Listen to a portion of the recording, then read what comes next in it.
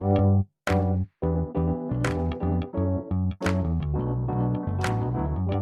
by Riverside.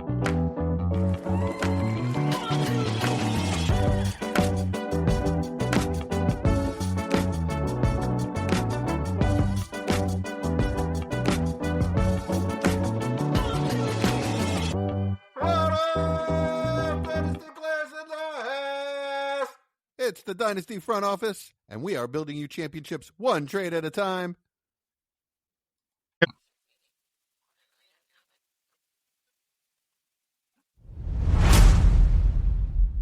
Now it's time to start arguing. Time for wide receiver rankings. So we're going to just do our risers and fallers to highlight some from our rankings. If you can't see our rankings, it means you're not in our Discord. So get in the Discord, y'all. It's posted in the show notes and it is free. Trade advice, hang out during game day, start sit advice, all kinds of fun stuff. Yeah, chat was popping today with the trade deadline. Yeah, trade deadline was fun. It was fun. Yeah, it was a good time. You know, Austin, now that the Panthers are 5-4, can you even be in like the bad team chat anymore? Like you're above 500, so I don't know. I'm still holding my spot. Yeah. You have to at least make the playoffs. I was just shocked listening to some shows, and they're like, "Yeah, Panthers are above 500." I was like, "Really?" Yeah. Bryce didn't lose the month of October. Just FYI. What a stud! That's right. All right, who's going first? Chad. Oh no! I love how he asks and then just says it. Hey, I'll go first. Let's just get the big one out of the way. So JSN. All right, Mike wants to go first. Yeah, JSN for me went up from 11 to 4.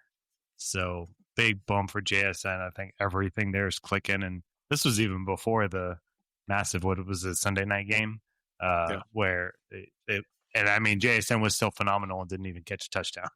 So when you have his floor is just amazing right now. Another person that I was super wrong about in the offseason. Like I was a little worried about Darnold, the shaky offensive line maybe, and it's all come together in a really good way. So like hats off to him, man. He deserves to be here.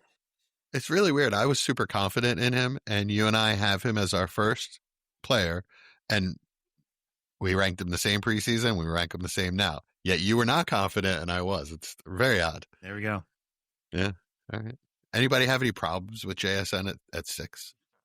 Well, he had him at 4, so. Oh, 4. My goodness. Yeah. Jesse can't even hear me tonight. Oh, is this working? 5. Oh, I have him at 5. I'm sorry. No, I can't hear you tonight, Mike. My hearing aids are off. Yeah, my question would be, is him over Malik Neighbors? Obviously, on a contender, that's an easy answer. But you're going into next year, I have a really hard time. I mean, I guess if JSN does what he's doing, then we need to be having a discussion at him at 1 by the end of this season if he continues this pace.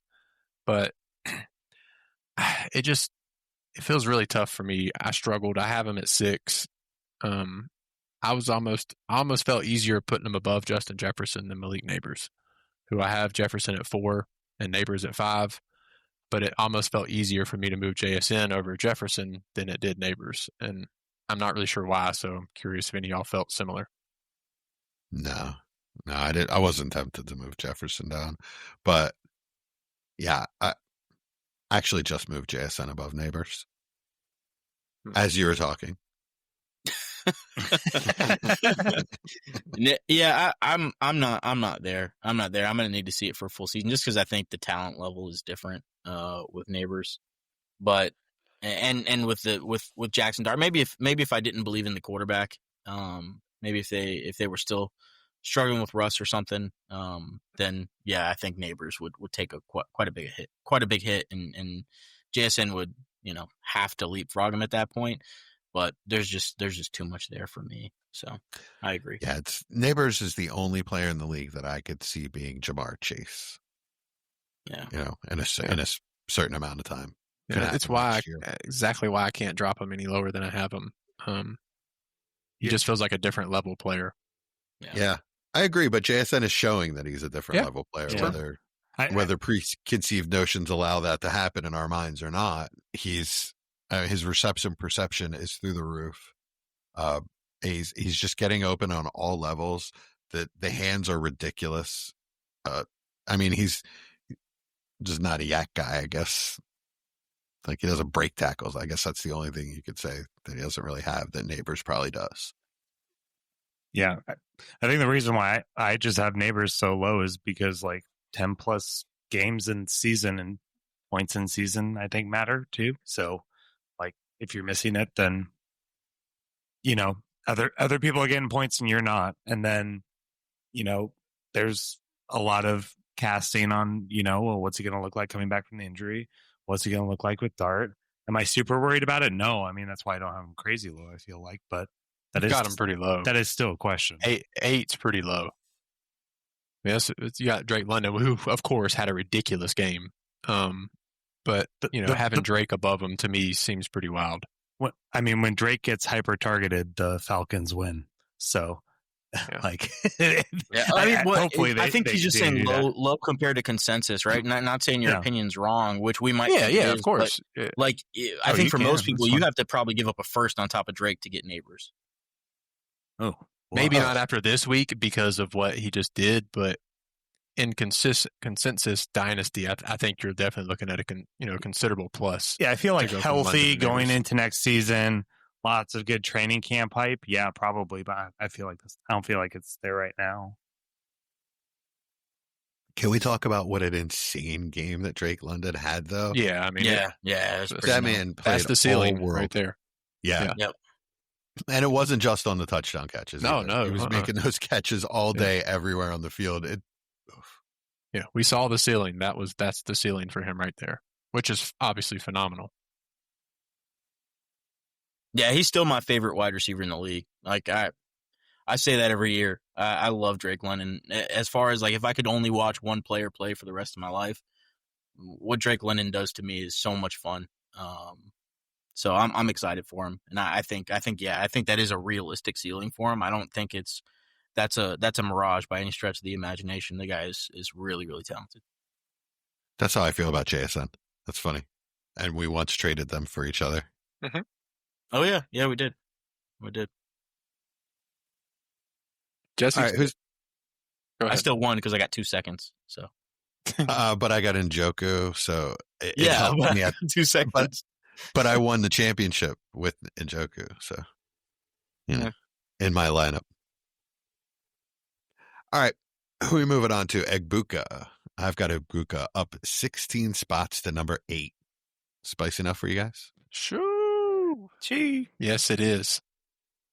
I mean, we've spicy. seen the end of Mike Evans pretty much, right? And Godwin didn't look like the same guy and then went out immediately. I mean, he's the new hotness in Tampa. He's Baker's guy. The chemistry is amazing immediately. Did you see the thing where Baker was talking about his one-handed catch? He went up to him on the sideline afterwards and said, "Don't ever do that. Don't ever disrespect one of my passes again. Catch it with 2 hands."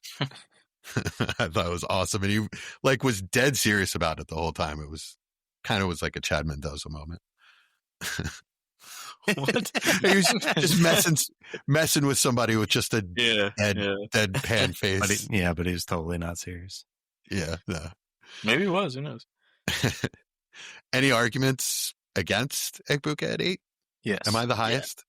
Yeah. Oh yeah. All right, give it to me.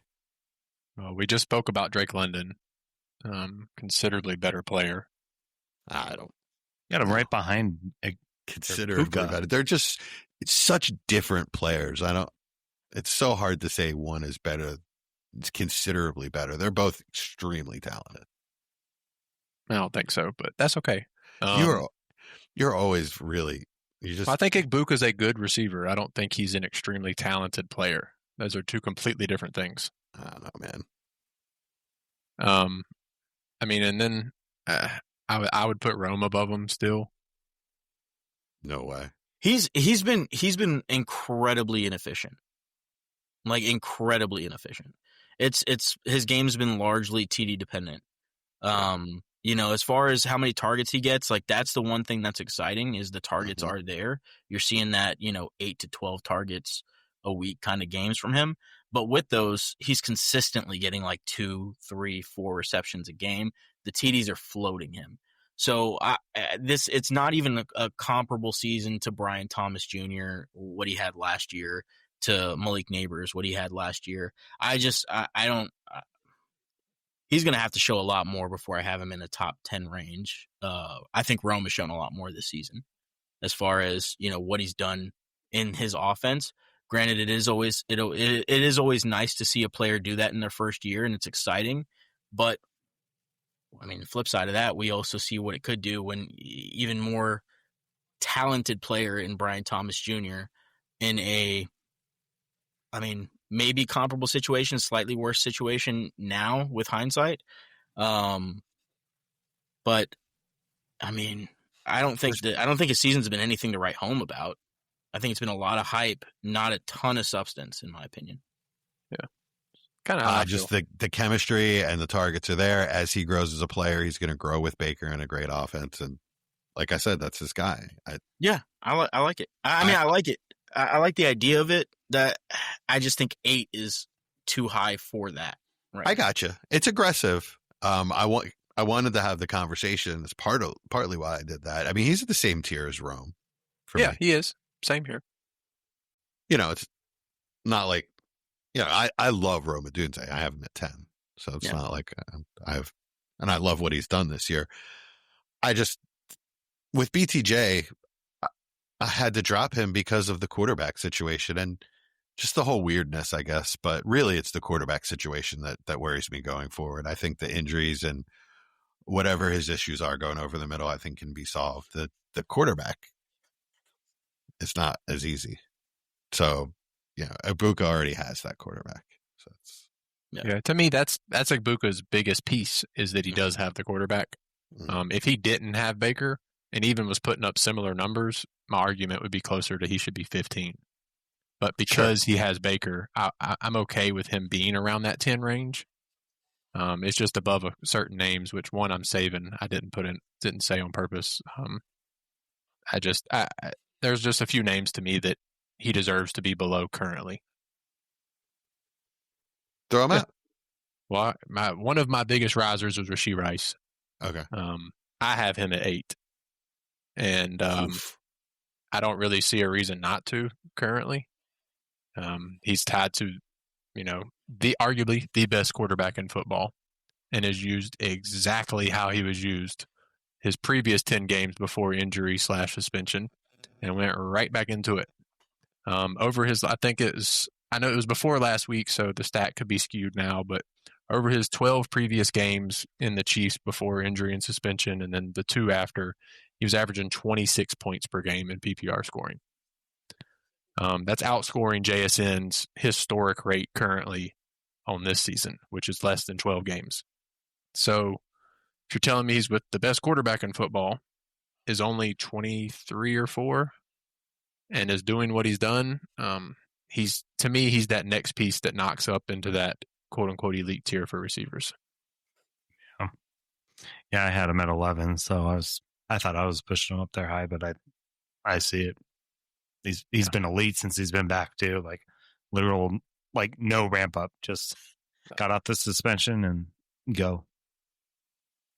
So yeah, that's my shot, kind of like how yours was with Egbuka, Jesse. That's just the guy I believe is going to be the next guy in that upper tier. I'm bringing it up to rankings. I have to see where I have him before I talk about this. Really low. I'm guessing you didn't adjust it, but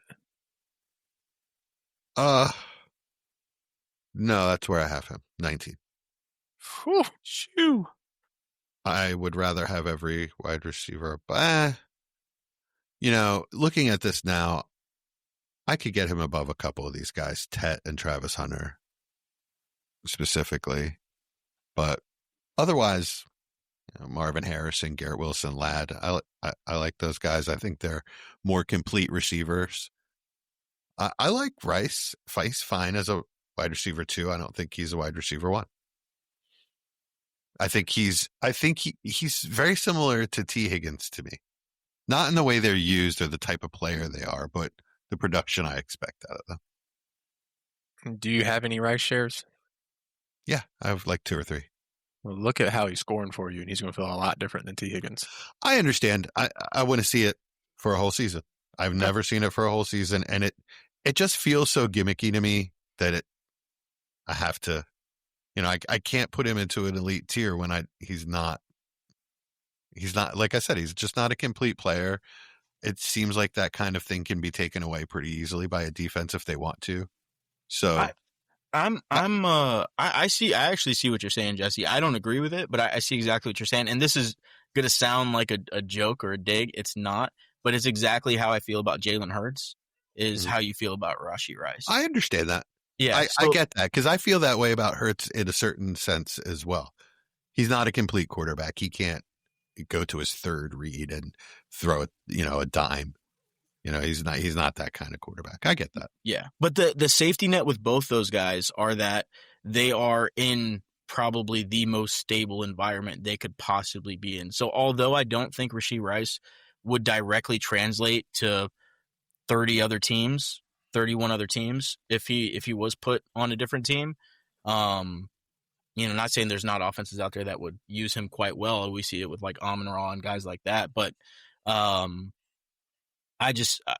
he has a very, very specific role. So I get what you're saying. And if there is anything that does disrupt that, then yeah, it can be tough, but it's the Chiefs, right? And it's so stable there. So that's the one thing that he is going for him.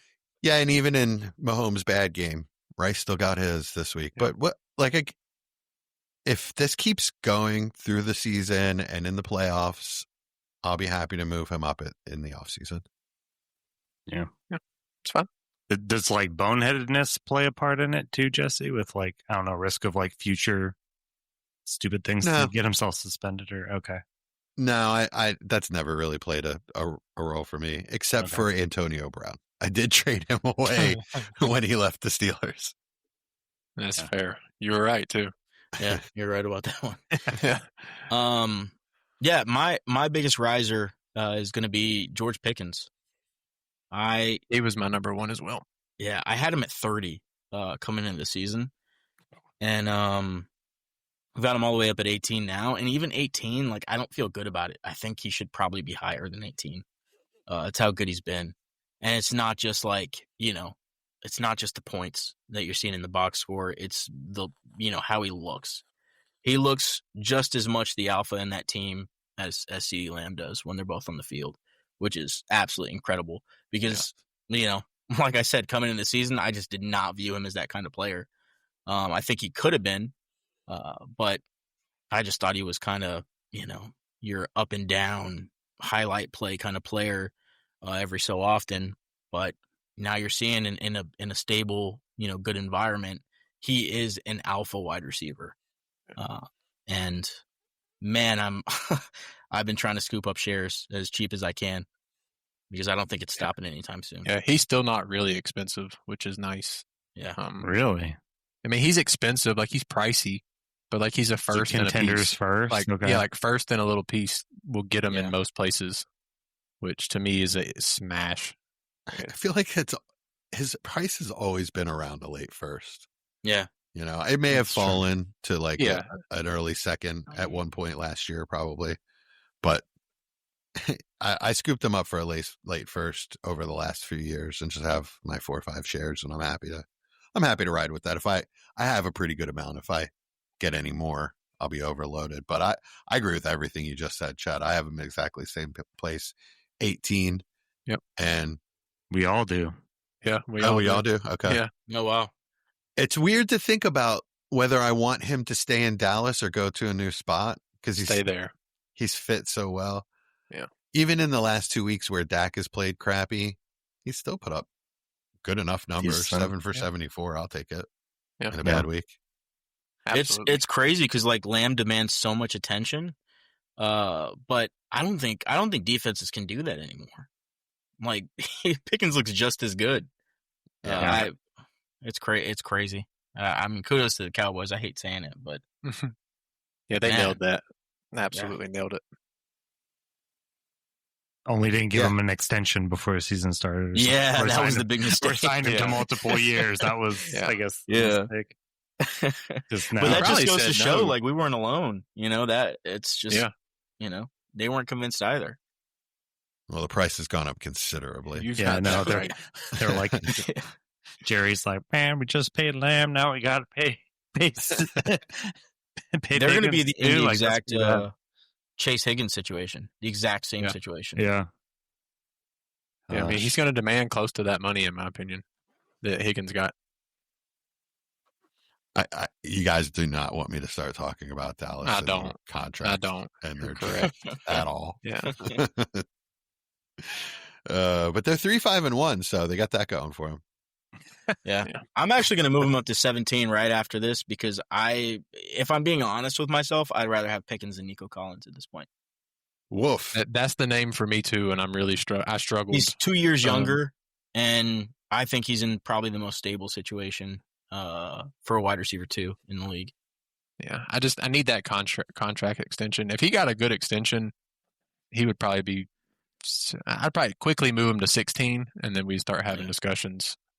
In that 15, I'm sure the 14 Jets range. will just snatch him up next year in the offseason. Wouldn't that be something? Back to 25. I would like to give Pickens the benefit of the doubt and say that he's going to have his choice from any team in the league, basically. Yeah. And I don't think he's going to be wanting to end up in another Pittsburgh situation. Yeah. I agree. Interesting. Chad, you're next, right? No, I just Oh, think that's mine. Sorry, you're right. He's the You're right, biggest, my fault. no, you're good. My big baller was Brian Thomas. I think it's probably on everybody's a little bit. So I put him from 6 to 17. And that was before whatever this injury is now. So, I mean, we all know it's just been off year, right? Who knows if it's on the field, off the field, in his head, yips or what's going on. But him and Lawrence just don't have the connection that he had with Mac Jones. So I don't know. That's one of the more surprising second season slumps I can remember of someone who looked and produced at an elite level as a rookie to just completely fall off the map. I don't know if anybody else comes to your guys' mind that does that, but that was one that I struggled where to put him, and I almost want to put him lower. Yeah, not to this level that felt so confident and excited going into year 2 to like, is he even a wide receiver 2 on my dynasty team now? Yeah. Like that's a huge fall. He went from 7 to 16 for me, so very similar. I feel like I've had these ups and downs with Olave. I bet. Yeah, I never got that high with him, but I get that. Yeah. Very talented receiver that I had him in the high first round, coming out. Yeah. It's just the situation has never worked out for him. The injuries is a big thing with him. that Was is- injuries for Olave was Which he had in college too. That was my one hamper with him. Such a good. I'll tell you what though, he's got the talent that if he does end up on a Mhm. different team, that we could be looking at another Pickens situation. Like he's a really. I mean, really he's only in year 2, so it's like it's 2 more years of. yeah, but if the unless they Saints are trade him. the Saints are bad No, you're again, talking about then- Olave. Oh, you're talking about Olave. Oh, okay, my bad. I thought you were talking about. Yeah, I could see him moving on. He's not going anywhere. After them trading Shaheed, they're not going to move both of their good receivers. Yeah, that's true. That's a good point. He's getting an extension there. Me? Yeah. All right. My biggest faller was, ironically, of course, he had a good week, was DJ Moore. He went from 24, which y'all said was too high preseason, and apparently was right, down to 33. Of course, again, he had a monster week, but just the offense is a mess, and he's not getting consistent usage. So there's not a lot to say. I mean, I'd like for him to go somewhere next year that isn't as congested, but I just wanted to admit my biggest faller. He had a monster week with gadget plays. Yeah, it was a passing touchdown and a rushing touchdown, right? Like, It's a shame. He needs to go somewhere where Steve Smith is his OC because he loves DJ Moore. He does. Out of him. I saw the video this week of when he's asking if he should start DJ Moore, and was that DJ Moore's rookie year, and he's just standing off to the side. I love that video. Should I start this guy on my fantasy team? Is he good? I mean, he's on my bench. DJ Moore's just like side-eyeing him. Yeah, it's a shame. It's just they don't view him as a real wide receiver, apparently. It's just weird considering how much better the offense looks and what a difference a decent play caller makes, I guess. Yeah. In Chicago. I mean, it just You know. goes to show situations so important for these players. Like, so many of these guys are talented. There's so many talented players. Mhm. And if they're not in a situation that can, at least not even maximize, but at least just show their potential, you get such duds. That's where like I struggled when I was getting into like rankings, and I'm like, man, he's technically like a wide receiver 3 in the rankings, but like can do multiple wide receiver 1 weeks and super high upside. They stay healthy. It's pretty deep at receiver right now. I feel like It really is. I mean, there were guys that I didn't get on my top 36 that felt like I needed to bring up. Chad doesn't even have AJ Brown in his top 35. So I saw that. Yeah, that was an oversight. Yeah. That was an oversight. No, you should have said it was intentional. Dang it, I Chad. would have had him lower than you guys though. I noticed where that I didn't have him on my list, and I looked where you guys had him just now, and I would have had him a little bit lower than you guys for sure. I mean, he's my biggest faller. Yeah. Tumbled Let's all the talk way about down to 20. Preach, Jesse. Yeah, he tumbled down to 20 for me. Now I I'm the high guy. Yeah. You are. Well, Yeah. I think At you were 19, the high. Travis At Hunter. 19? Travis Hunter below him is kind of crazy for Dynasty it now? standpoint. I don't know. Yeah, for Dynasty. I mean, you're playing Yeah, Dynasty. that's I mean, nuts, I understand rest of Yeah. season's cool, but I'm not giving you Travis Hunter for AJ Brown. no. No way. No dude. way. I just took him with 103. It's not happening. Yeah. Yeah. And but AJ Brown yeah. must be 29. AJ Brown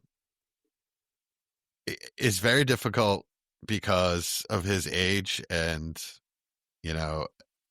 his injury possibility, It's just like Shenanigans. yeah, right. And the crap he pulls with the media. I don't know. I did tell you guys he wasn't getting traded, right? Yeah. Howie came out today and said that there's a C on his chest for a reason. Like, he's not going anywhere. He's still a leader in the locker room. But just the usage, the offense is so weird and funky. The OC is just terrible. Last year it was fine with Kellen Moore. It was still a little scary that the floor in any given game is like 0. So Literally. Yeah. So, Chad said it and he was right, and I hate to admit it, but one injury or one stretch of poor performance with a player this age and their value tanks. He's not looked at as an elite player anymore, even though he can put up elite weeks. Yeah. He's just not looked at that way anymore. Yeah, these kind of players have to put up elite weeks almost every week to be up in the rankings. Right. It's kind of like with CMC right now. Because he's doing elite every week, he's up in the rankings. As soon as that stops, they drop. He's closer to Diggs and Devontae Adams than he is to, I don't know, Devontae Smith, or I really don't know who to compare him to above him, but like Travis Hunter. Travis Hunter, right? Yeah, like he's closer to that old tier of guys. He's going to be there pretty soon. Him and Waddle is kind of where dynasty value right now, I think, is very similar. Yeah, he's Waddle 3 spots lower. It's fine. One thing that I will say about AJ Brown, I think if you have him in your roster and you're competing, he's just one of those guys that's not going to be worth trading at any point. Like going forward, it's just never going to be worth it. So you're stuck with him. But man, if it's a good lesson for you if you held on to him and you're not competing at this point, because you got to be looking at yourself and saying, hey, I got to realize when these guys, even though I still might view them as good players, you have to get with consensus and understand I'm not trading to myself, right? So, I mean, heck, he was a hard move this offseason. I'm a contender in a league, and I was trying to move him and see what I could fish for him, and I didn't get anything I felt like would improve my roster. Yeah. So, Same. It's kind of been one of those guys you got to hold. That's when I like to play a little game where I go into trade calculators and I see who are the most undervalued guys in my opinion. Like, consensus aside, in my opinion, who are the most undervalued guys? Try to get those guys, because maybe your league is going to look at it and say you lost the trade, But you're going to be getting rid of a dying asset, and you're not left holding the bag, and you got a player that you like that you think will win the day. So, It's a good idea. Yeah. Like Waddle for you guys last offseason. Yeah, And exactly. that for me last offseason, that was Rome. I was trying to scoop him everywhere I could. All right, I guess up to me. Yep. Big follower for me was Ladd. He went from 10 to 15. It's not a huge tumble. I still think he's an excellent player, but he went from being the only good receiver in that offense to being one of three, plus a good running game. You assume going forward. I mean, Austin doesn't, but the rest of us do. So you're not going to act like I hate him. No, I am going to act that way. We have him in the exact same spot in our dynasty rankings. You sir. literally burned his jersey last week. You saw An that? effigy. Yeah. Oh, dang. I didn't know I was recording. So he's still, I don't think less of him as a player. It's just the situation has changed a bit to me to where I think it's going to be week to week. Who gets the targets is it's going to be hard to tell. And I don't think the volume is going to be what we want it to be. So I have him more of a wide receiver too, but a high end wide receiver too, that could act like a wide receiver one. And if other people value him here, I would love to get him more of him. Yeah, I mean, I think that's exactly what he is. He's a high-end wide receiver too. It's what I thought the offseason, and it even didn't go well, and he's now producing what we thought he could, which is exciting. So, for it to not start good and then becoming better and better is enticing because it shows that the coordinator and the team believe that he is one of the better players. So that is exciting to see. It was just a perfect storm to start the season for him not to have that production. And even now they added a tight end that's going to earn targets every week, and he's still getting targeted. So he's going to have his role, but I agree, Jesse. It is going to be, pick your poison weeks here and there. Yeah, they've gone from not having many weapons to being pretty loaded. Yeah. I still think he's an alpha. I still think he's a wide receiver one. I think he's by far the most talented guy in that offense. But I was also on the train that it's looking a little scary, and that's why my riser is Quentin Johnston. Okay, talk Quentin Johnston. From previously being unranked, I have him at 28, and that's probably low. So Quentin Johnston, he's shown it's go back to it. It's not just a box score, eyeball test. He looks like a good player.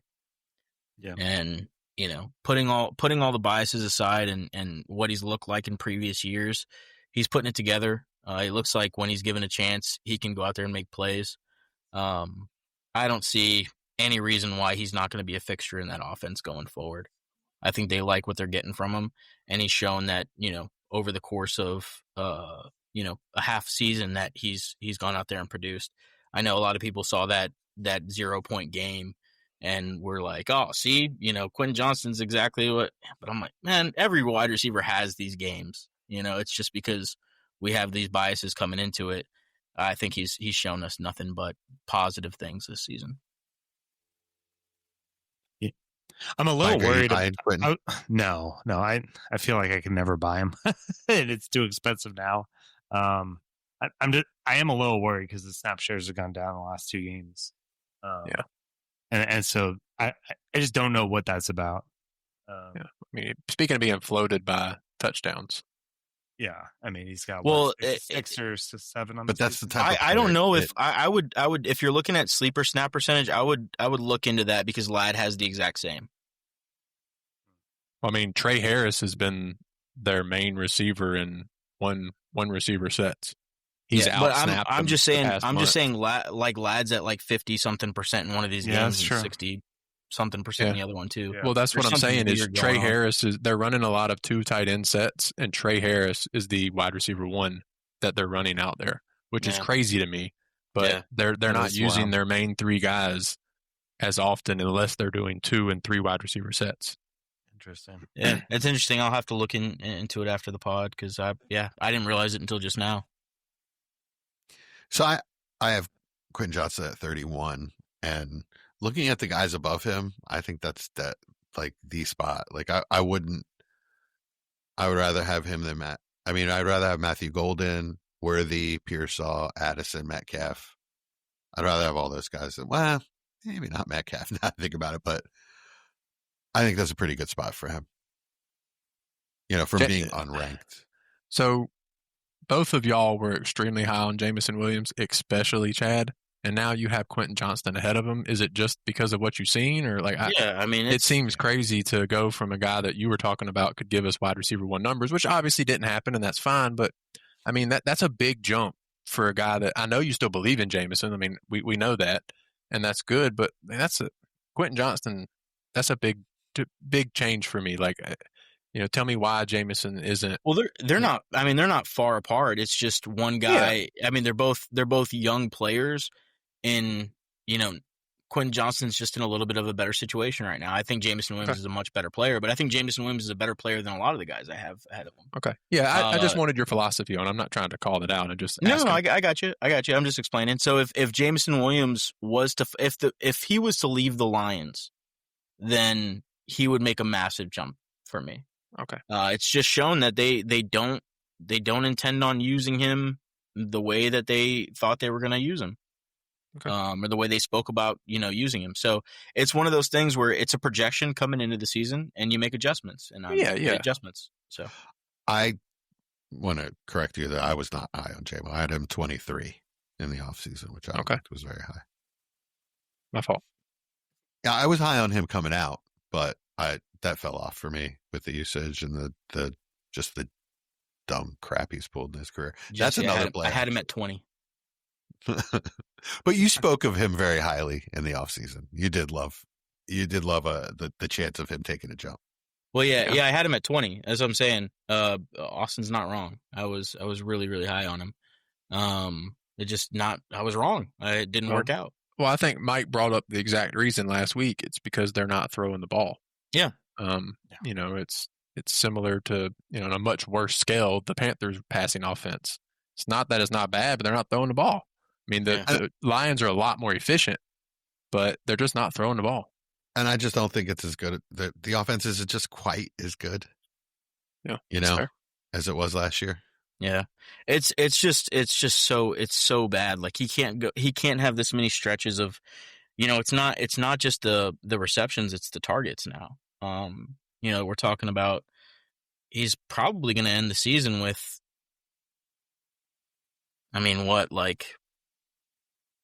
65 targets, 70 targets at this pace? Oof. Yeah, it's rough. Like it's going to be bad, like really, really bad. And not just for his stock as a fantasy player, but also, league wide. I think some players are going to salivate at the talent that he has, but I don't think the market's going to be as wide for him if he doesn't replicate the season he had last year. Well, it's absolutely something I brought up in the offseason that this offensive coordinator could absolutely prefer to use the tight end. And Laporta is getting a lot more run this year. That's true too. I mean, Jameson's not going anywhere, so they just signed him to that long extension. Right. Oh, I forgot about the extension. Yeah. So, right. But they did have the trade talks and everything. Yeah. Or the trade rumors pop up quite a few times now. I don't imagine that he's going to accept the role that he's in right now. Yeah, I don't disagree. Let's see, get a little louder. Who's up, Mike? Yeah. This is my last one of players we haven't discussed. Moved Rome up from 16 to 10. Just really like his role this season. Obviously, he's coming off a 0-point game and a game where they have 600 yards of offense, which you want to talk about outlier. I think that's about the biggest outlier there is. He dropped a touchdown in that game. Yeah. So, but he only had 2 targets? Isn't that right? 3, yeah. I think. 3. Mm-hmm. Okay.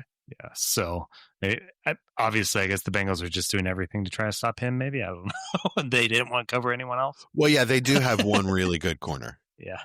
So, but I just think he's elite, and like we talked about with DJ Moore, I think he'll be more than likely gone after this season. So, one way or the other. So, I just think he's elite, and he's shown it. So, What I hope for.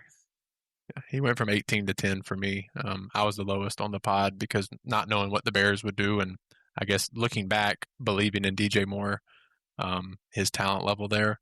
But yeah, I mean, just seeing what he's done, and kind of like Chad said, admitting when you're wrong and adjusting. He looks like the best receiver there, and most weeks they feature that. So you hope it still comes. I don't like seeing his dad posted on Twitter talking about throwing my son the ball and stuff. Like, that's a red flag for me, and hopefully it doesn't cause any issues in the locker room. It wasn't just throwing my son the ball; it was trade my son away. Yeah, to a team that will throw him the ball. Which is nuts. It's not even the only thing that he's posted about. It's not good. So hopefully that doesn't get into the locker room and cause issues. But I mean, the talent's undeniable at this point. Isn't it crazy? Because he's always been, such in his collegiate career, and then coming into the NFL, he's always been such a team player, and so professional. And just for that to happen, I hope. I mean, if it's the dad being the mouthpiece for what Rome wants to say, so be it. But I hope it's not one of those things where a parent is just stepping over the line and speaking for his child, which can't pick your family. Shameful. Yeah. I mean, I will say over the last 4 games, he only has 11 catches. Yeah, that's not good. I mean, but he's coming off a high target 100-yard game.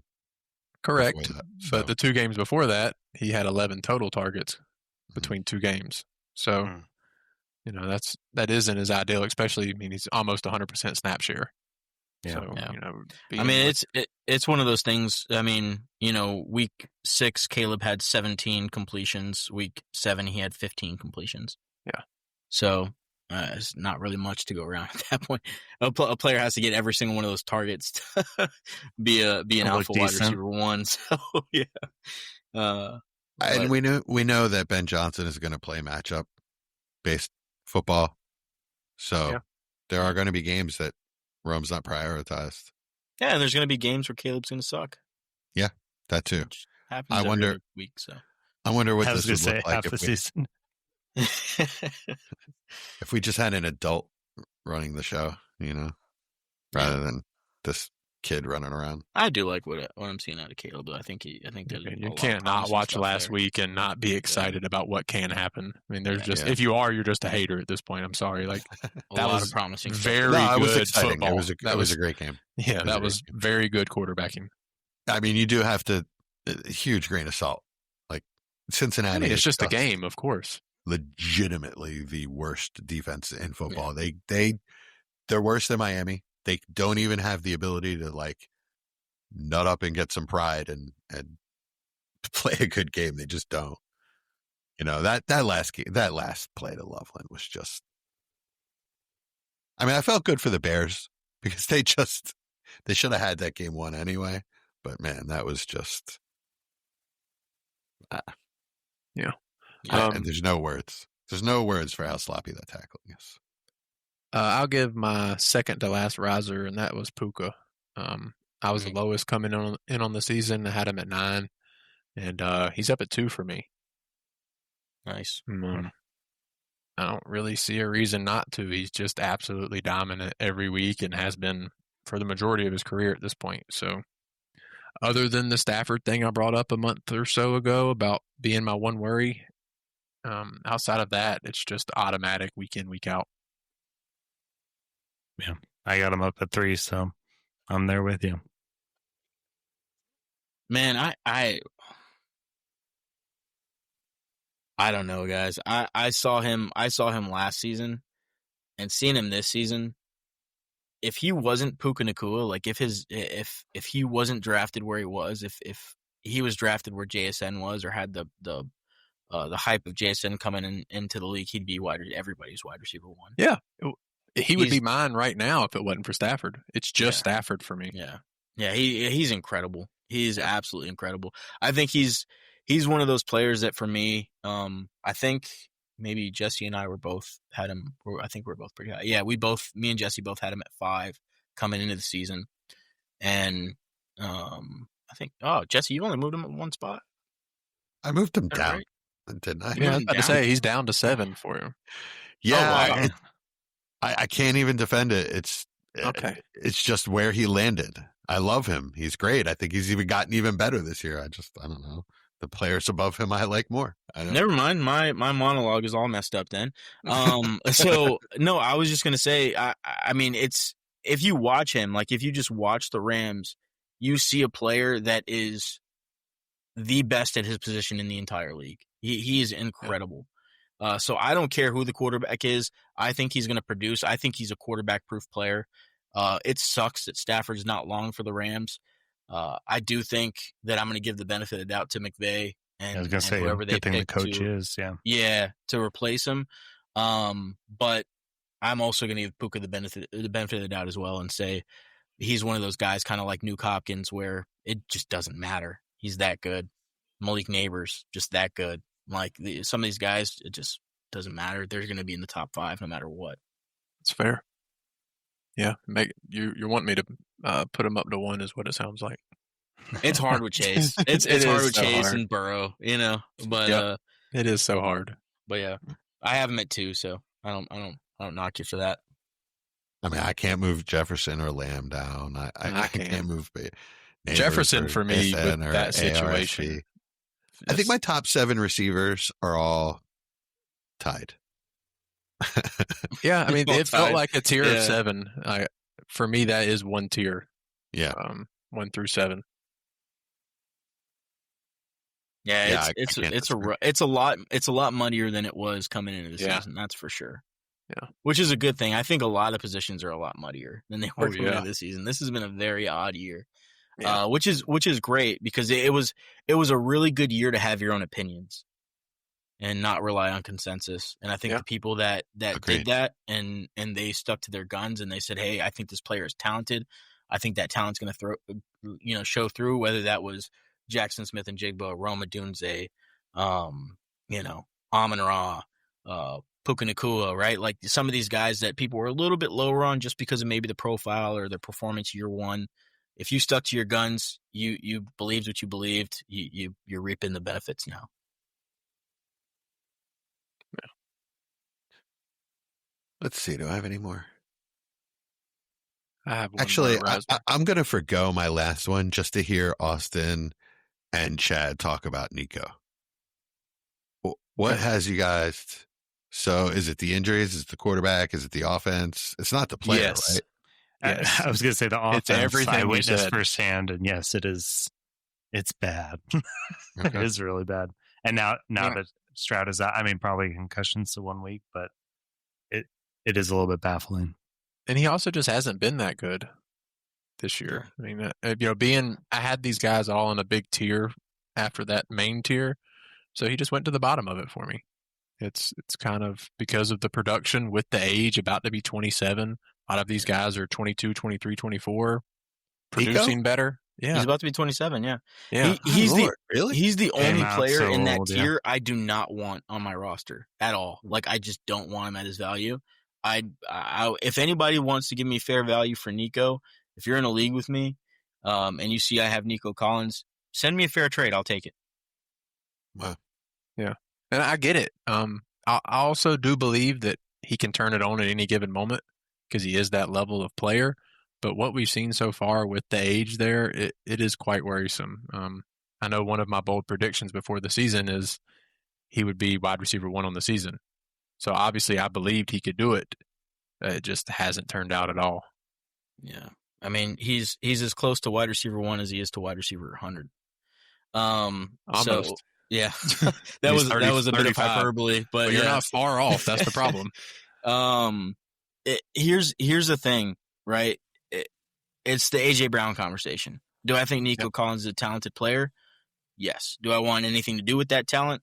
No, because the window for him to turn it around is, as Austin was saying, that window is shortening and shortening and shortening to the point where if you're left holding the bag, you're donezo. That's your value. You're never seeing again. So for me, I don't want to be that guy. I'm taking fair value. Maybe he turns it around. I don't think it's a foregone conclusion that he will. But let's say even this season he sucks, and then next season he turns it on again. You have a 27-year-old wide receiver that at that point people are looking at in a different light than they were at 25, 26 even.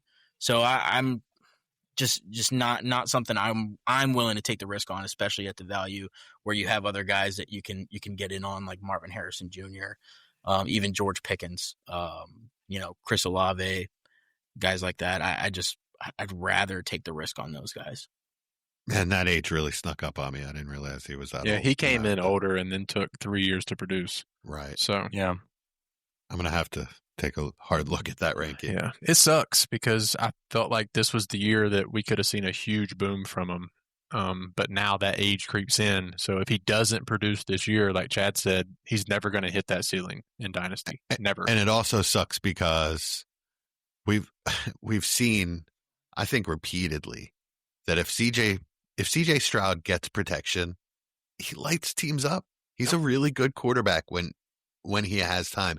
And I don't mean like he has to be, pristine pocket, untouched, unpressured the whole game. He just has to have a chance.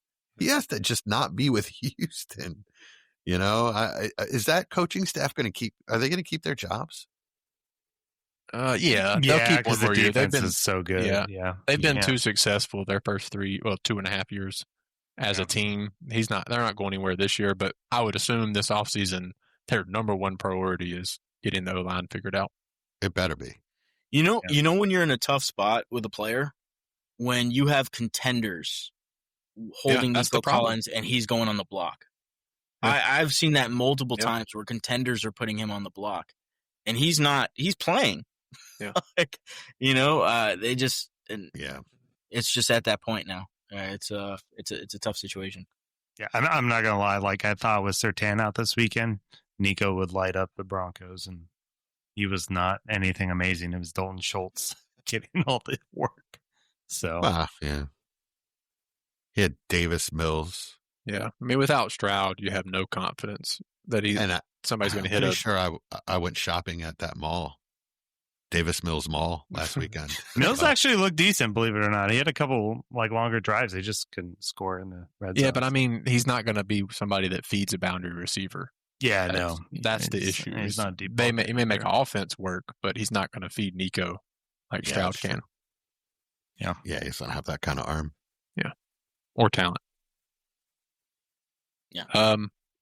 My last riser was Jordan Addison. He went from 28 to 21. I don't remember what he did this week, so I could sound stupid, but the last 12 games before this past week that JJ and Addison had played together, Addison had outscored him in 8 of 12 games. Yeah. That's a pretty big deal, and it's why I dropped Justin Jefferson from 1 to 4. Addison's too good of a player not to demand targets. It's pretty much that simple. He was coming out of college. He was one of those players that created separation, typically always caught the ball and made something after he caught it, and he's doing the exact same thing in Minnesota. So he just demands too many targets for me not to be a safe wide receiver 2. And the good thing is you can get him at wide receiver 3 pricing. Yep. He doesn't cost that wide receiver 2 price. He costs a first. And you're getting better production than that more weeks than not. A first? Yeah, I don't think he costs much more than that. I mean, maybe a first and a player that somebody likes. I wouldn't pay a first for Addison. Oh, you're crazy. You're behind, buddy. Like that's his price. Then I have all the Addison I need. He's looked so good.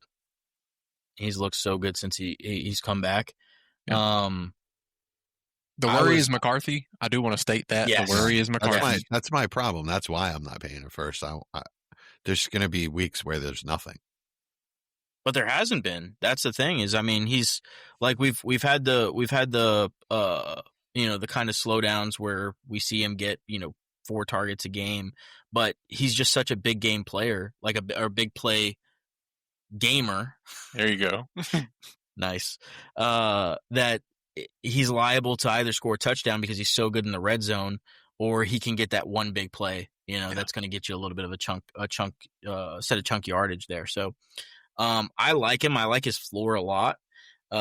He's exactly what I thought he would be coming into the season. I think I had him 22. Yep, you did. And so I moved right him around up one spot. Yeah, I moved him up one spot. So exactly what I thought he would be is what he is. I really, really like him. And I think if McCarthy does work out and they just start throwing more, that's the missing component. He can see a pretty decent value spike from here too. Yeah, just two catches for 48 yards this week. Yeah, but that's what I'm saying. Even in the down weeks, he's going to have those big chunk plays because that's the kind of player he is. I guess, I have him one spot above Ricky Pearsall, who I would give a first for. So I guess in theory, I'd give a first for Addison. Oh man, I'd take Addison over Pearsall all day. Personally. Yeah, I mean the thing that sold me Pearsall's was the not stat playing. with him and JJ is he's outproducing JJ more weeks than not when they're playing together. I mean, there can be different variables, sure, and like I said, McCarthy is the big question mark here. Yeah, but I mean, he's just outproducing JJ, which of course a lot of that scheme and defenses, but that's how it's going to be. It's going to be that every week. JJ's too talented of a player for him not to earn targets. yeah. And when he says JJ, he's not talking about McCarthy. JJ McCarthy. No, talking about the JJ. Yeah, I am at 27. I'm not quite as high on him as you. I just, in the past, I've seen him disappear for weeks at a time. I mean, he's only a third-year player, so. This is the thing, though. Like, I just don't.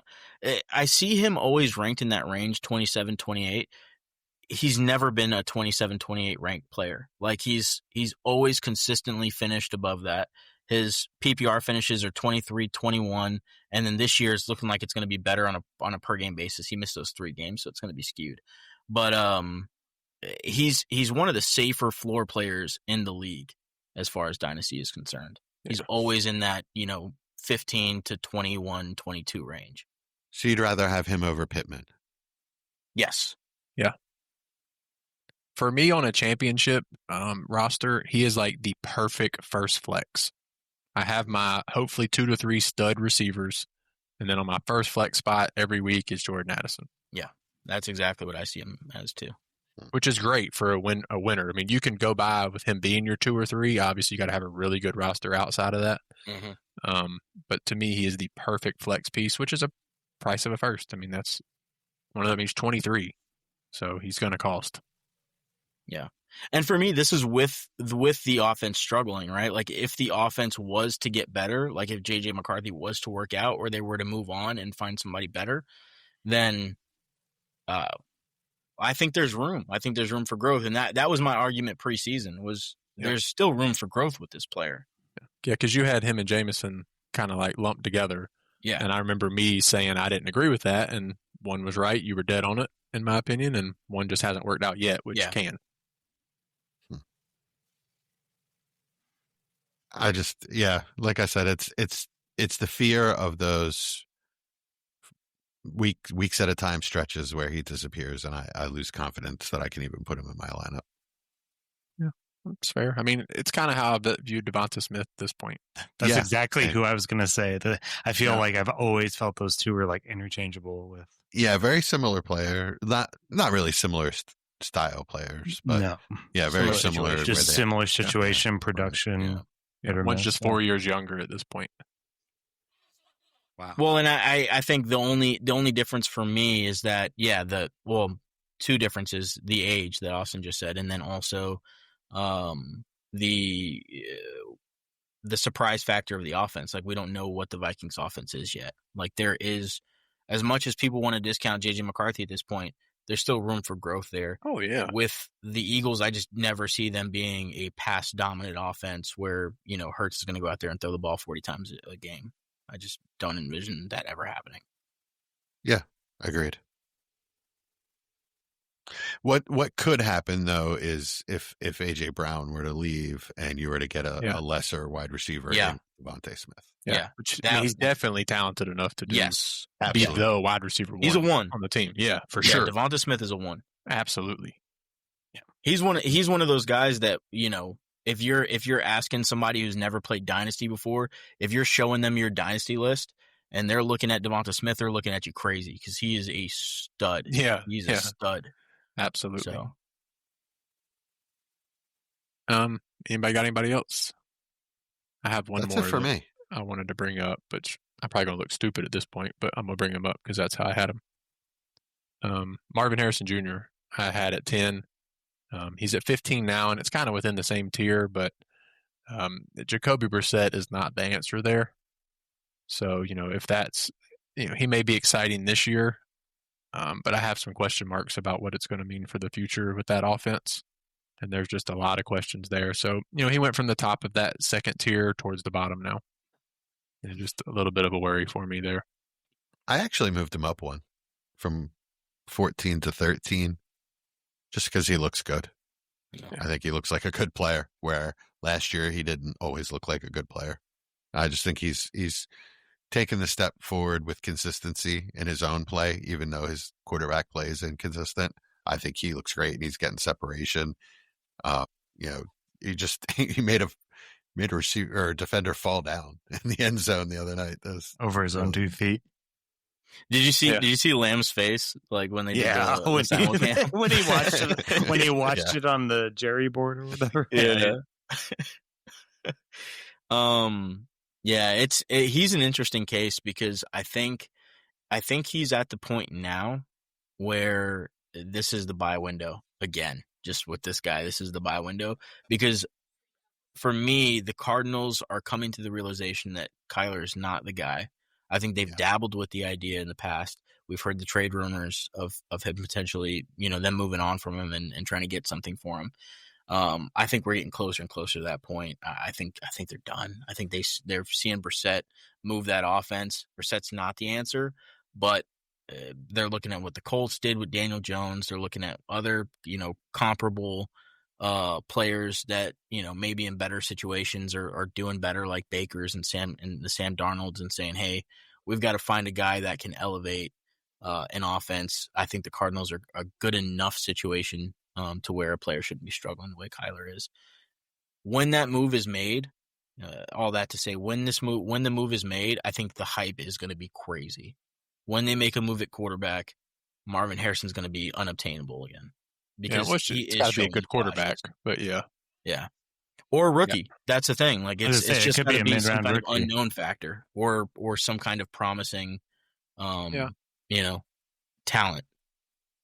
So that's the thing with me is I think people are seeing enough to where if a change is made, it's going to get pretty hypey. It's going to get pretty hypey, which is some of the stuff that I look for sometimes in these players, because then you can move on from them if you want to. Yeah, I think the only way it gets worse than Brissett in people's minds is if Kyler stays and they start playing him again. Yeah. I mean, the whole offense just looks so much better with Brissett. This has got to be the last straw. He's not even good. He's just serviceable. No, he's a great backup. Yeah, that's what I've been trying to say. He's a good backup. I mean, he looked awful last year in New England. So it's just again, it's situation, 90% right? of quarterbacks would look awful in that New England offense. Well, not Drake May. I mean, he didn't look great last year. Yeah, I mean, he's gotten more pieces since then too. He's got Diggs now. Well, yeah, he got Diggs. O-line. Yeah. Throw more to Diggs, guys. What's going on? Like, he looks phenomenal for like 5 catches a game, and that's all they give him. Did you see Cardi B was sitting next to Robert Kraft? Yeah. What a pairing. It's New England's Taylor Swift. I was like, that's what I was going to say. I was like, oh, man, are we going to have the new Cardi B cam and Taylor Swift cam? I need the Chiefs to play the... I like this duo better. I don't know why. I just do. That is perfect, too. She is the New England Taylor Swift. I like it better. I'm like, she is the Boston Taylor Swift. I think Cardi B's more entertaining than Taylor Swift is. We'll see. Hot take. I agree. Oh, gross. I don't listen to that kind of music. I have no idea. I don't. This is crazy, but I don't know a Taylor Swift song. Like, if one came on, I wouldn't know it. And my wife listens to it, so I know. But her Eras tour was pretty impressive. We got a Swiftie here, guys. Careful. I'm not a big Swiftie. He's ready to jump out the window. I'm not a big Swiftie, but when you look at the sets and he's like, I will almost burn this podcast to the ground. That's what I'm hearing. I'm just saying, I've never seen a musical concert like what the Eras tour was, and I regret not being she's able a to go. multi-billionaire. I mean, that doesn't. What does that have to do with talent and Nothing. show It has and everything with- spectacle? Everything, because you can just buy the stuff to look good. but you're that way because you're good, Austin. Like, it's not just an accident. I mean, sure it is. Oh gosh. Look, I 58. respect the game. But Yeah. Taylor Swift, like I think for we sure. need. I think we need to stop talking about Taylor Swift because I only live 50 miles away from Mike, so I'm the first one he's coming for That's at perfect. this point. Yeah, At least we'll know he's ahead of burning time. my house down first. So we need to stop here. I'm not that kind of Swiftie. And I could care less Publicly? for Travis. Publicly? So Mike, if you get a chance, look up. Since we're in the overtime at this point, if you get a chance, look up. They did an SNL sketch about the K-pop demon hunters. It's pretty funny, actually. yeah, no, It's I like watched if it. they were just like in real life hanging out with people. Did you see the video I sent y'all of George Kittle freaking jamming out Yeah. jamming out during the game? And he loves it. And I love George Kittle, so I'm here for it. Good taste. Taylor Swift and K-pop propaganda will never end with Mike. There we go. They'll do a collab. I can see it now. I believe it. We've been watching Nurse Jackie this week. Oh, that's a Yeah, good one. I missed it in its first run. It is weird watching Carmela Soprano as Yeah. such a pillhead. I mean, she is an addict, and she'll do anything to keep it going and lie and cheat and steal whatever it takes, just like an addict, man. It's a fun show to watch, but at the same time, it's hard to watch Carmela go through all this. Yeah, it's like the less successful House. Oh, I've never seen that. Yeah, that's You never actually a seen really House? good comparison. No, I'm not really a medical drama kind of guy. Oh, House is great. That's one you should It is watch. really That's a good. good one. Yeah. That's Okay. probably the best medical show ever made. Okay, House is awesome. I'll check Yeah. it out. Maybe. Probably not, but it's okay. If I the could see wife- Chad acting like House if he was a medical doctor. With some of Absolutely, his sense of man. humor and stuff. Yeah. Heck yeah, That's House a is good one. awesome, dude. He's a mentor. I hope not. Kind of like Ryan was in Chemistry. biological chemistry. Biological Organic. chemistry. Organic, yeah, close. Yes. Organic, biological, Yeah, same thing. synonymous. Oh, and Father Intentola is on that show too. You know, the guy Yeah. that Carmelo almost slept with. Yep. There's something about him that is just so creepy. I don't know. If it's his face or whatever, or the way he acts. The fact that he stalked out her husband and became friends with him and Yeah. inserted himself. It's creepy to me. Yeah, I haven't watched that show in a long time. It was a. Yeah, I just remember it being pretty decent. Yeah, good show. That's all I got. Oh, we went to a Rocky Horror Picture Show on Halloween. Nice. I hated it.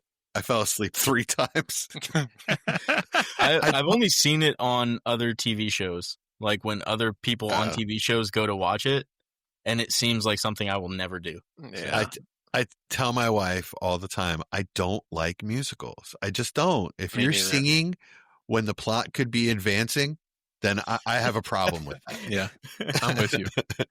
I'm a big Outside of, musical like, guy, so That's why you're a Swiftie. We get it. We get it. I mean, I saw Phantom of the Opera on Broadway when I was in high school. Ah, and Broadway's the best. Wow. That's Yeah, where that's that's pretty where it cool. started, man. Yeah, that's pretty cool. Yeah, I it's- saw I'm not Book going to of knock that Mormon. one. Book of Mormon. Yeah, I was the remember you only told me thing I about saw that. Yeah, on, but no, I mean, I'm seeing Wicked Part 2 later this month, and my girls are stoked. Like, they are ecstatic about it. Yeah, my notes on the first Wicked were that would have been a pretty good movie without all that singing. Yes, that's exactly. I made it like 4 minutes, literally 4 minutes into the movie, and I was like, they started the second song without any plot happening, and I was like, Yeah. all right, that's enough. Try to be- So you guys I have cut it never off. watched like Les Mis? Did we already talk about Les Mis this? is great. No. I watched the non-musical version of Les Mis. Oh, that's There's right. We a did talk about non-musical this. version. Yes, But- there is. It's pretty good, But actually. Hugh Jackman, and Eddie Redmayne, and oh man, it's so good. Hugh Jackman can't really sing though, so it's interesting. I was going to say, Yes, he can. Wolverine's a singer. What? He's on Broadway. The Greatest he's on Broadway Showman. He 'cause was he's Hugh Jackman. fantastic. He can sing. No, I've never made he's it. He's not Broadway level. He's not Broadway level. I'm gonna sorry. strongly disagree. He's the weakest part of Les Mis. Austin, let's see if you're if you're totally with me. I've never made it.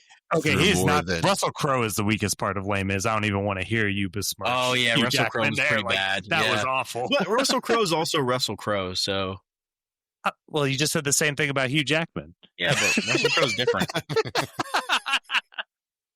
Russell Crowe is there because he's Russell Crowe. Austin, do you like The Nightmare Before Christmas? It's My family growing on loves me. it. When Hannah showed it to me for the first time and I didn't like it, I've since watched it 10 times with her because that's how that goes. My kids love it. It's growing on me. It's getting better the more I watch it. I can't make it. I've never made it through the first song. I hate There's it. songs in that movie. I mean, it's a lot of There's it's a not half songs musical. in that movie. It's like a half all- musical. I It's all watched it as like a songs. 5-year-old, and I barely remember the outlines of the characters. Boogeyman So- creeped me out so much as a kid. I don't know how my kids aren't Oogie terrified Boogie? of it. Oh yeah, Oh, he's I watched awesome. it when I was really little and terrified me. Like the Yeah, whole. it's growing on me, but the music part is kind of much. It's I don't even know what that is because I've never made it that far. Oogie Boogie's awesome. Ugh, I can't stand that first song. It drives me Yeah. crazy. The first song is honestly might be the worst song in the whole movie. Good way to start. I don't It's a know. I good feel movie, like though. it's the most getting better. iconic song of the movie, though. Yeah, but it is like by the end of the song, I'm like, all right, you can end now. Like You're done that. I Go mean, they ahead. do say the Like, same go thing ahead. over way. Yeah, So like, go this is ahead. Halloween, like over Yeah. and over and over on repeat. Mhm. Now my musical is like Lion King. Like that's my level Yeah, of I like The musical. Lion King. Lion King on Yeah. Broadway was great. Never Again, done that, though. but I like the one where they didn't sing as much. they have that. The cartoon one. Yeah, they don't Yeah, sing. They sing. Yeah, they do. They sing there. Yeah, they sang. That's what I meant anyway. yeah. By the way, Oh, like, okay. that was what I meant by Oh, my Chad level of talking about musical. the Broadway one. Yeah. Oh no, I've never seen a musical live. It's Like a real it's one. a great show. No, if you, It's a like cool legitimately, experience. if you ever get a chance to go to Lion King on Broadway, Yeah. it's really good. I would go When to one to say I did. Yeah, sure. when I Hamilton's. I'm sorry. Go ahead. No, I was gonna say when I saw Phantom, like stuff that they were actually able to do on stage, visual effects wise, Yeah, I it's was like, cool. "Oh, this is crazy! Like, how do you do this? Looks like I mean, this I should be love a seeing movie." talented people do talented things. So like, I would like it. It's just musicals aren't really my cup of Yeah. tea.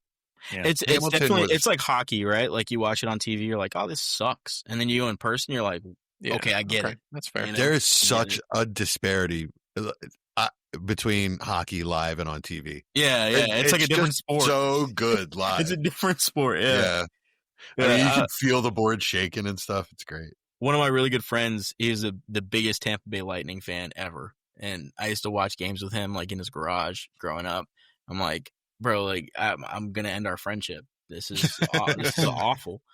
And then he paid for me to go because I kept refusing to go to a Lightning's game, and I think it was like they were in the playoffs or something, and it was one of the best sporting experiences I've ever had. It was freaking awesome. If you ever get the chance to go to a legitimate hockey game in the NHL, just do it.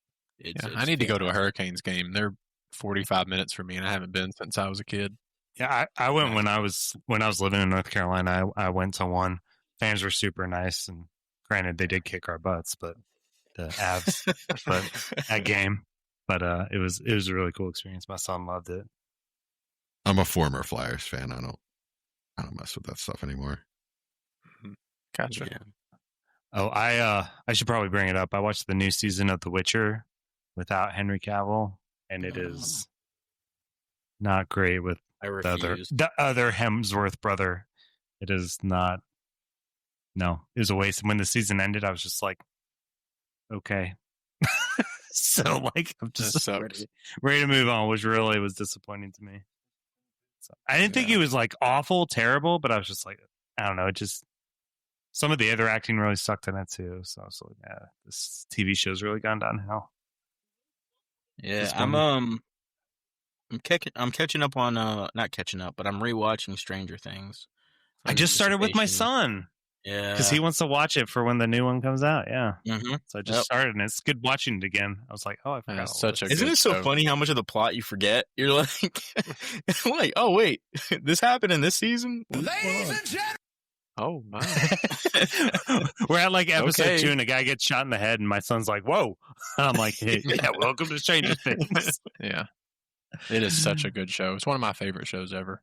Yeah, I'm excited for the last season. Me too. I'm pretty stoked. Oh, it's the senior living years, right? They moved Well, into they're the gonna retirement be- homes. I mean, What? they're going to be like he's saying Oh, because so it took them that's a so joke. long. Yeah. Millie Bobby Brown has a kid. Huh? Does she? No. Yes, She does not. She adopted a child. That's Okay. Oh my god! She's old enough to adopt a child. Yeah, but Yeah, she's I mean, 22. she's old enough for a celebrity adoption because Are they she's going to change her rich out name? of her mind. Are they going to change her name to like 47 on the show Yeah. to match her Um, age? No, so I I think it was my dad. When Stranger Things first came out, and I kept telling him, I was like, "Oh, you gotta check this show out. It's called Stranger Things." Kept telling him, check it out. Finally, he watches it, and he watches a movie called The Stranger, and apparently it's terrible. And so he comes back to me, and he's like, "That was awful." And I was like, how was that awful, man? And it's got the 80s vibe. He's like, what are you talking about? None of this happens in the 80s. And I'm like, okay, did there's some not kind of watch that. disconnect going on here. And it took us a while to figure it out. But he watched some movie that was like really bad, That's awesome. apparently. I don't know what it's called. I watched Primal Fear for the first time with Richard Gere. Oh, I'd never seen it. that's a good movie. It was really good. Yeah, good job. Yeah, Nice. that was a good one. Now you got to move on to Cape Fear, and then there's just Fear. Those are all good movies. Are you playing with me or? No, I'm serious. There was all Okay. 90s movies. There was a whole fear genre of movies in the Okay. 90s. And they're all good. Okay, I'll do it then. Yeah, that was really good. Great plot twist. Great story. If you haven't seen it, definitely should watch it. Nice. Yeah, I have. Yeah, great movie. I knew you had. You were like 30 when it came out, so Yeah. I didn't Ed do it. Norton. Young Ed Norton's in it. Which is Yeah, awesome. yeah, sure enough. Always fun seeing him. All right, gentlemen, anything else? That is all. I'm glad we kept it No. to an hour. We did good. We did not. Oh, one more thing. I got to shout out my 2K boys. They've been listening, so I appreciate them. Guys I play Nice. 2K Shout with. out. What's up, What's guys? Awesome. I was a 2K boy, but I got cut because I sucked. No, you just quit getting home. That was the problem. The invitations just stopped coming. And I was like, I know. I kept missing the threes. That's what did me in. All right, y'all. We have a new intro coming. It didn't happen this week. Technical stuff, but we have a new outro. So this has been the front office, and enjoy the new music from our boy Jamie Puig. Ladies and gentlemen, welcome to the front office. The lights are low, the boards are lit, and the Dynasty clock is ticking. From the heart of the startup draft to the championship throne, one crew rules the long game. Give it up for the undisputed architects of empire. Dynasty front office! Sing 'em all. Time for let's build. In the war room where the drafts ignite, Jesse's Schneeman steps up to the mic. Horse with the vision, sharp as attack, building empires from the starter pack. From trade bangers weekly, it breaks them down fine. Oh, flip a dump, Jesse's got the line. Dynasty fever in his veins, he proclaims. With Brown Ford chatting, but here he runs the games. Dynasty front office stacking the squad. Jesse Austin, Chad, Mike, giving the nod. Rookie Mox running back, ranks quarterback, runs in the night. Trade philosophy flowing, we own the fight. From locker room talk to fantasy streets, professors' wisdom, Mendoza's heat. Championship blueprints, long-term we scheme. Front office forever, living the dream. Mentor Austin Bell, new blood in the fray. Co-host supreme, lighting up the play. Dynamic debater with strategies bold. Youth versus vets, he's got stories untold. Knocking startups, planting flags on the rookies by low whispers. When the market gets cookie, from waiver wire wins to installation calls. Austin's got the vision breaking through the wall. Chad Mendoza drops knowledge like a screen pass pop. Trade talk sizzling, he don't ever stop. Analyzing assets from tank to all in swing. Sell high candidates to make the trade bell ring. Group chat heater with philosophies deep. to reshape for the long haul ahead. Chance the Mendoza making rivals see red. Professor Mike Casper, the brain of the show. Wisdom distilled where the deep dive flow. Top-notch coverage, player values he weighs. From trade room wars to championship days. Ohio State backs, he maps every route. Texas talents, Casper's got the scout locked onto the margin. Split moves with finesse. Mike's the professor, schooling the rest. Together they mock 2 rounds or more. Preseason ranking settle in the score. Technical glitches, they push right on through. Making the world better for me and you. Dynasty front office, the brand that's known from year 1 builds to the Dynasty throne. No lopsided deals, just pure strategy gold. Front office, fam story still unfold. Dynasty front office, stacking the squad. Jesse Austin, Chad, Mike, giving the nod. Rookie mocks, running back ranks, quarterback runs in the night. Trade philosophy's flowing, we on the fight. From locker room talk to fantasy streets. Professors, wisdom, Mendoza's heat. Championship blueprints, long term we scheme. Front office forever, living the dream. Dynasty crew. The board's gone dark, the trades are sealed. Rosters locked, the future revealed. Jesse signs off with a smirk and a nod. Dying fool forever, go in your squad. Austin hits end on the final mock. Chad's last heater just rang the clock. Professor Casper closes the book. One last lesson, take one last look. Hold the line, flip the script, stack the chips. Let it rip!